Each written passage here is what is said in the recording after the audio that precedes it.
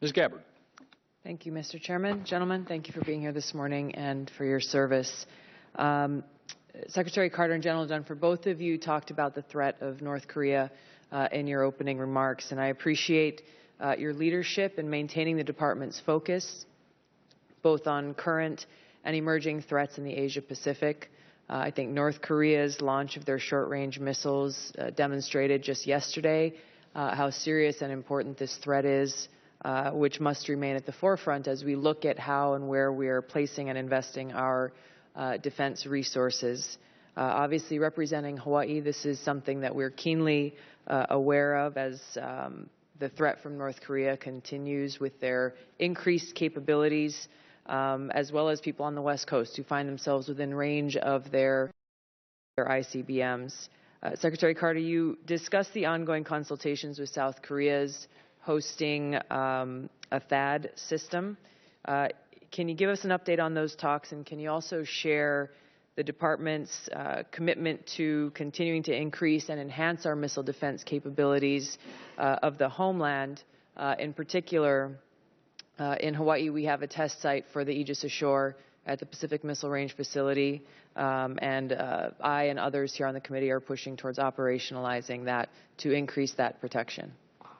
Well, thank you, and thank you for the role that the Hawaiian facilities do play in allowing us to develop and test our missile defenses. And we are doing a number of things to react to and protect ourselves and our people from the North Korean missile threat. Let me just back up a minute and say, I talked about fight tonight on the Korean Peninsula. We're absolutely committed to that. Chairman and I pay attention to that every day. Again, that's not something that's in the newspapers every day, but our contribution to the defense of South Korea is very, very important and rock solid. On the missile defense front, well, we're doing things at all ranges. You mentioned Aegis Ashore. THAAD, and just to answer your question about THAAD on the Korean Peninsula, we are discussing that with the Koreans. We have agreement in principle to do that. And I should say the reason for that is to be able to protect the entirety of the peninsula against North Korean missiles of greater range. That's why we want to add THAAD to what already exists there, which is Patriot, both South Korean Patriot and U.S. Patriot.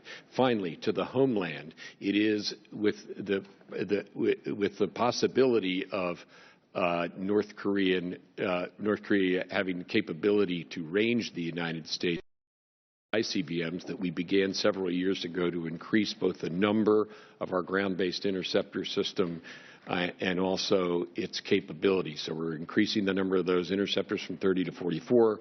We're improving the kill vehicle on the front end, and we're adding radars to that. So we're doing a great deal, but unfortunately we have to because we see, as you mentioned yesterday, the action of North Korea.